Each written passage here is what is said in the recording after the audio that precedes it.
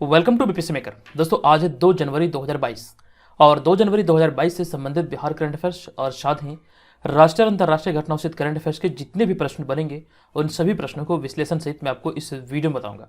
लेकिन उससे पहले जो पिछले वीडियो मैंने आपसे प्रश्न पूछा था उसे देख लेते हैं। तो पिछले वीडियो का हमारा प्रश्न था कि हाल ही में जारी किए गए स्वास्थ्य सूचकांक यानी कि हेल्थ इंडेक्स में बिहार किस स्थान पर है।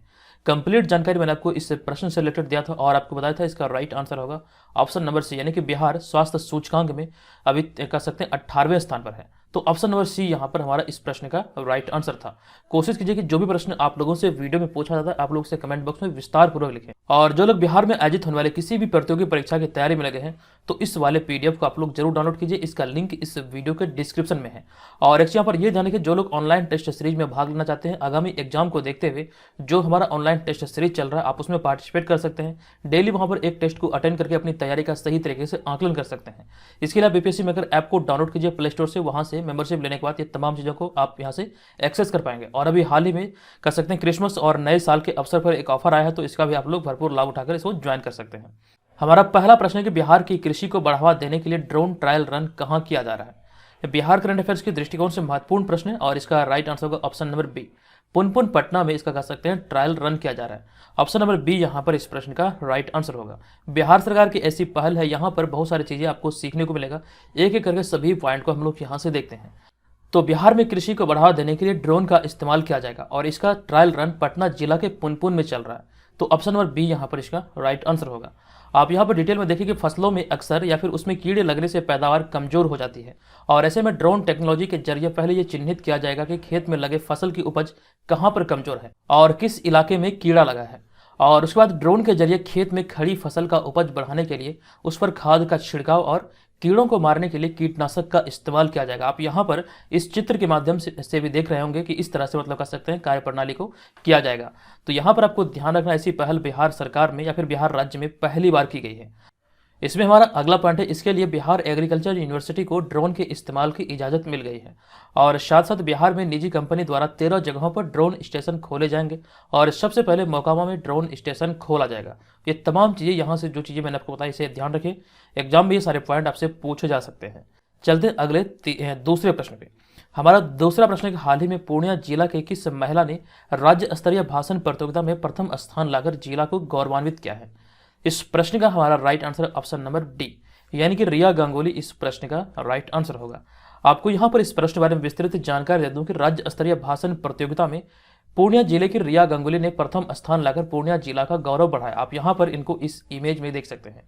और इसके अतिरिक्त यहाँ पर इसी से रिलेटेड कुछ और पॉइंट है कि साथ ही खेल मंत्रालय भारत सरकार द्वारा देशभक्ति एवं राष्ट्र निर्माण विषय आधारित सबका साथ सबका विकास सबका विश्वास सबका प्रयास विषय पर पूरे देश में जिला से लेकर के राज्य स्तर पर भाषण प्रतियोगिता का आयोजन किया गया था, ये ध्यान रखिए।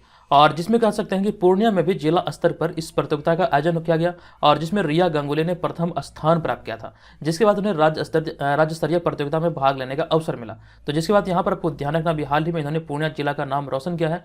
और आप यहाँ पर देख सकते हैं 25,000 का कह सकते हैं एक चेक मिला और साथ साथ प्रशस्ति पत्र देकर इन्हें सम्मानित किया गया। चलते हैं अगले तीसरे प्रश्न पे। हमारा तीसरा प्रश्न है, हाल ही में बिहार के किस जिले के जवान शिवजी यादव जम्मू कश्मीर के बॉर्डर पर आतंकी गोलीबारी में शहीद हो गए हैं।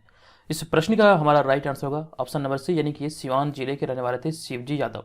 आपको इस प्रश्न के बारे में विस्तृत जानकारी दे दूं कि बिहार के सिवान जिले के निवासी राम आशीष यादव के पुत्र शिवाजी यादव बीएसएफ के जवान थे और हाल ही में जम्मू कश्मीर स्थित बॉर्डर पर आतंकियों की ओर से हुई गोलीबारी में एक गोली उनके सीने में लग गई थी और उनका इलाज के दौरान देहांत हो गया। आप जहाँ पर इस इमेज में देख रहे हैं यही है सिवान जिले के शिवजी यादव।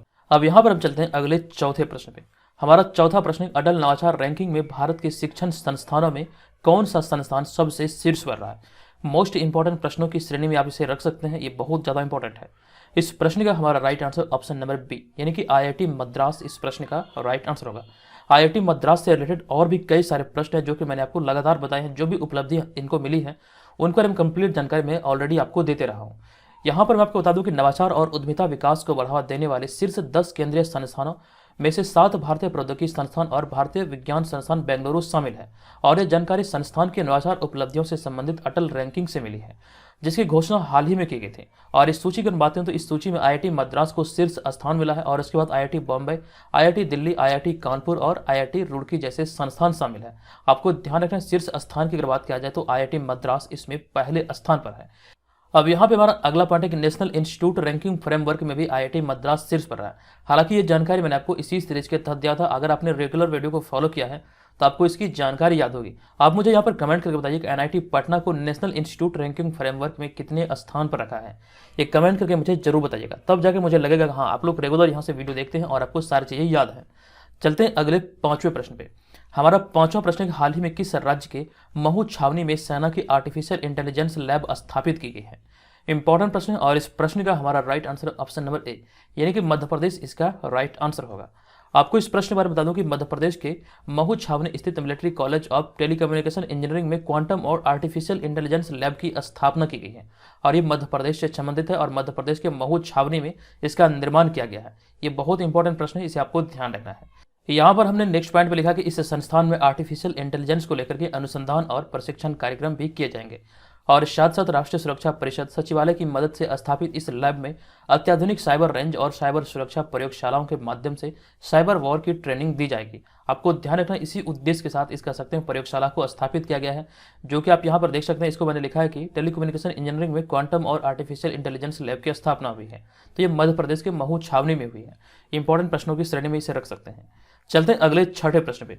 हमारा 6ठा प्रश्न भी इंपॉर्टेंट है। यह प्रश्न हाल ही में किस देश के पूर्व राष्ट्रपति अशरफ गनी को भ्रष्ट नेताओं की सूची में शामिल किया गया है। इस प्रश्न का हमारा right answer option number D, Ashraf Ghani. अगर हम बात करें तो ये अफगानिस्तान से संबंधित है और ये अफगानिस्तान के पूर्व राष्ट्रपति थे। तो ऑप्शन नंबर डी यहाँ पर इसका राइट आंसर होगा। आपको इस प्रश्न के बारे में विस्तृत जानकारी दे दूं कि organised crime and corruption reporting project ने इस साल के भ्रष्ट नेताओं की सूची में अफगानिस्तान के पूर्व राष्ट्रपति अशरफ गनी को शामिल किया है और विश्व के सबसे भ्रष्ट लोगों की इस सूची में सबसे ऊपर बेलारूस के राष्ट्रपति अलेक्जेंडर लुकाशेंको है। आपको ध्यान रखना, अगर हम इस सूची की बात करें तो इस सूची में सबसे पहले स्थान पर यानी कि शीर्ष स्थान पर बेलारूस के राष्ट्रपति अलेक्जेंडर लुकाशेंको है। अगर यहाँ पर हम organised crime and corruption reporting project की इस सूची की बात करें तो इस सूची में सीरिया के तानाशाह बशर अल असद, तुर्की के राष्ट्रपति रेसिप तैयब एर्डोगन और ऑस्ट्रेलिया के चांसलर सेबेस्टियन कुर्ज भी शामिल है। यहाँ पर आप ध्यान रखिए पहले स्थान पर जो है ये बेलारूस के राष्ट्रपति अलेक्जेंडर लुकाशेंको हैं और जो यहाँ पे हमने चर्चा किया इसको भी ध्यान रखिए। हमारा अगला होगा 7वां प्रश्न। यह प्रश्न हाल ही में अमेरिका ने कितने डॉलर के रक्षा बजट को मंजूरी दी है। इंपॉर्टेंट प्रश्न और इसका राइट आंसर होगा ऑप्शन नंबर सी, लगभग 777 अरब डॉलर के रक्षा बजट को अभी हाल ही में अमेरिका द्वारा मंजूरी दिया गया है। पूरे विश्व की अगर बात करें तो पूरे विश्व में सबसे अधिक रक्षा बजट अमेरिका द्वारा ही पेश किया जाता है। तो ऑप्शन नंबर सी यहाँ पर इसका राइट आंसर होगा। अब यहाँ पर आपको इस प्रश्न बारे में बता दूं कि अमेरिकी राष्ट्रपति जो बाइडेन ने 777.7 अरब डॉलर की विशाल रक्षा बजट पर दस्तखत किया और जिसके बाद अमेरिकी कांग्रेस के द्वारा इसे मंजूरी दे दिया गया। और इसके अतिरिक्त एक पॉइंट ये भी निकलकर सामने आया कि इसके अतिरिक्त सैन्य अफसरों का 2.7% यानी कि 2.7% वेतन में भी वृद्धि किया जाएगा। तो ये भी यहाँ से ध्यान रखें। नेक्स्ट पॉइंट हमने यहाँ पे ये लिखा कि चीन के मुकाबले के लिए अमेरिका ने पिछली ट्रंप सरकार से भी ज्यादा रक्षा बजट को मंजूरी दिया है। कहने का तात्पर्य यहाँ पर यह कि अमेरिका सरकार, जो कि पूर्व में अमेरिका सरकार थी डोनाल्ड ट्रंप की शासन वाली, तो उनसे ज्यादा बजट इस बार पेश किया गया है। अब यहाँ पे हमारा एक पॉइंट है कि हाल ही में अमेरिका ने चीन के शिनजांग प्रांत में उइघर मुसलमानों द्वारा जबरन उत्पादित वस्तु के आयात पर प्रतिबंध लगा दिया है। यह जानकारी मैंने आपको विस्तार पूर्वक दिया था, आई होप कि आपको याद होगा। ये चीजें भी यहाँ से ध्यान रखिए। हमारा अगला होगा 8वां प्रश्न। यह प्रश्न हाल ही की घोषणा के अनुसार ब्रिक्स बैंक का नया सदस्य कौन सा देश होगा। इंपॉर्टेंट प्रश्न और इसका राइट आंसर होगा ऑप्शन नंबर बी, यानी कि मिस्र। आपको बता दूं कि हाल ही में या फिर ब्रिक्स नव विकास बैंक ने मिस्र को अपने नए सदस्य के रूप में शामिल करने की घोषणा की है। तो राइट आंसर होगा हमारा ऑप्शन नंबर बी, यानी कि मिस्र। अब यहाँ पर आपको विस्तृत तौर पर बता दूं कि मिस्र एनबीडी अर्थात न्यू डेवलपमेंट बैंक अर्थात कह सकते हैं नव विकास बैंक में शामिल होने वाला चौथा नया सदस्य है। ये ध्यान रखें। इससे पहले की अगर बात करें तो इससे पहले बांग्लादेश, संयुक्त अरब अमीरात और उरुग्वे को एनबीडी अर्थात कह सकते हैं न्यू डेवलपमेंट बैंक के नए सदस्य के रूप में शामिल किया गया है। ये सभी चीज़ें यहाँ से अपनी कॉपी में आप लोग नोट कीजिए। अगर आप नोट नहीं कर सकते तो बीपीएससी मेकर ऐप पर जाकर के ये सारे नोट्स को वहाँ से आप प्राप्त कर सकते हैं। ऑफर का आप लोग लाभ उठाइए। चलिए अब यहाँ पर हम चलते हैं अगले प्रश्न पे। हमारा अगला यहाँ पर होगा 9वां प्रश्न। यह प्रश्न हाल ही में किस राज्य के झांसी रेलवे स्टेशन का नाम बदलकर वीरांगना लक्ष्मीबाई रेलवे स्टेशन करने की घोषणा की गई है। यह भी इंपॉर्टेंट प्रश्न है और इसका राइट आंसर होगा हमारा ऑप्शन नंबर डी, यानी कि उत्तर प्रदेश। आपको यहाँ पर इस प्रश्न के बारे में विस्तृत जानकारी दे दूं कि झांसी रेलवे स्टेशन का नाम बदलकर वीरांगना लक्ष्मीबाई रेलवे स्टेशन करने की घोषणा किया गया। हालांकि ये बातें बहुत दिनों से चल रही थी, लेकिन अब ये घोषणा हो चुकी, तो आपको ध्यान रखना, ये उत्तर प्रदेश का झांसी रेलवे स्टेशन का नाम बदलकर आप कह सकते हैं वीरांगना लक्ष्मीबाई रेलवे स्टेशन करने की घोषणा की गई है। नेक्स्ट पॉइंट हमने यहाँ पर यह लिखा है कि केंद्र सरकार की मंजूरी मिलने के बाद उत्तर प्रदेश के लोक निर्माण विभाग ने इसकी अधिसूचना जारी की है। और इससे पहले अगर हम बात करें तो इससे पहले मुगलसराय रेलवे स्टेशन का नाम बदल करके पंडित दीनदयाल उपाध्याय स्टेशन किया गया था। और एक बात यहाँ पर यह ध्यान रखें, उत्तर प्रदेश के झांसी में ही स्ट्रॉबेरी महोत्सव मनाया गया था। और साथ साथ भारत का पहला मेगा लेदर पार्क का उद्घाटन जो है उत्तर प्रदेश के कानपुर में किया गया है। तो ये भी यहाँ से ध्यान रखिए। अब यहाँ पर हमारा अगला होगा 10वां प्रश्न। यह प्रश्न है कि हाल ही में केंद्रीय गृह मंत्री अमित शाह ने कहां ड्रग फ्री इंडिया कैंपेन शुरू की है। इसका राइट आंसर होगा ऑप्शन नंबर बी, नई दिल्ली में इसकी शुरुआत अभी हाल ही में की गई। आपको इस प्रश्न के बारे में बता दूं, केंद्रीय गृह मंत्री अमित शाह ने नई दिल्ली में नार्को कोऑर्डिनेशन सेंटर की तीसरी शीर्ष स्तरीय बैठक की अध्यक्षता की। और बैठक पर मुख्य फोकस भारत को नशीली पदार्थों या फिर नशीली दवाओं से मुक्त बनाने की योजना और नशीले पदार्थों के प्रति भारत की जीरो टॉलरेंस नीति को तैयार करना था। इसमें चर्चा हुई। इसी दौरान यहाँ पर कह सकते हैं ये कैंपेन की शुरुआत हुई है। और इसके साथ ही गृह मंत्री अमित शाह ने नई दिल्ली में ड्रग इंडिया कैंपेन शुरू की। ये पॉइंट यहाँ पे आप देख सकते हैं। तो आपको ध्यान रखना, नई दिल्ली में इसकी शुरुआत की गई है। हमारा अगला होगा 11वां प्रश्न। यह प्रश्न हाल ही में अतुल कुमार गोयल को किस बैंक का नया एमडी और सीईओ नियुक्त किया गया है। इसका राइट आंसर होगा हमारा ऑप्शन नंबर ए, यानी कि पंजाब नेशनल बैंक अर्थात पीएनबी। आपको बता दूं कि अतुल कुमार गोयल पंजाब नेशनल बैंक के नए एमडी और सीईओ बनाए गए हैं। और यहाँ पर जो आप इस इमेज में देख रहे हैं यही है अतुल कुमार गोयल। और यहाँ पर चर्चा हुई पंजाब नेशनल बैंक अर्थात पीएनबी की। इसकी स्थापना 1984 में हुई थी और इसका मुख्यालय नई दिल्ली में स्थित है। हमारा अगला है 12वां प्रश्न। यह प्रश्न हाल ही में किसी इक्विटॉस स्मॉल फाइनेंस बैंक के एमडी और सीईओ के रूप में नियुक्त किया गया है या फिर पुनः नियुक्त किया गया है। इसका राइट आंसर होगा ऑप्शन नंबर ए, यानी कि वासुदेवन पथंगी नरसिम्हन।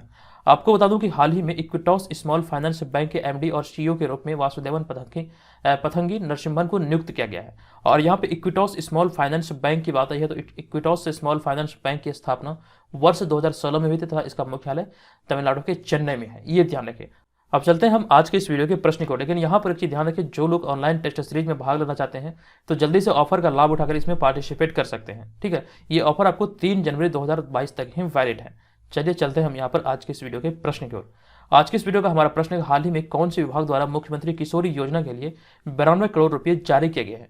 कंप्लीट जानकारी यहाँ मैंने कल वाले वीडियो में आपको दिया था। बताइए इस प्रश्न का राइट आंसर क्या होगा। तो दोस्तों आज के इस वीडियो में इतना ही। मिलेंगे नेक्स्ट वीडियो में, तब तक के लिए धन्यवाद। जय हिंद।